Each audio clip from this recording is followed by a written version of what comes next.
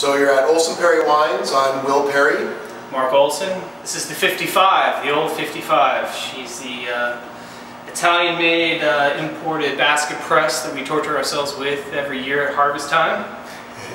It's very gentle on the grapes. It crushes them ever so slightly so that we can extract only the best juices from the Pinot Noir that we bring in from the Central Coast. So we have a screwdriver up here.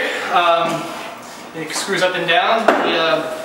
The must is fermented in bins, which are then dumped into the press. The press fills up with skins.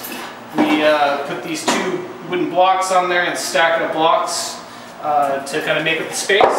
And at that point, the leverage comes in. Right. So once this gets nice and tight, basically this turns into a fulcrum and you start to ratchet it.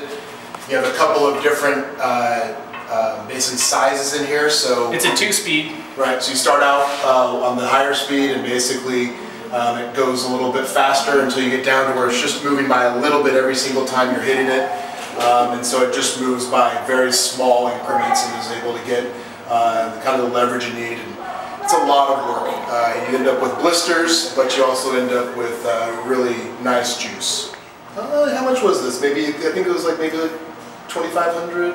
Does that sound right? Or 1,500? Maybe 1,500. 1,500. You think you're the only ones in San Diego using it? You know, these big ones are kind of rare. The smaller ones are, you know, pretty common.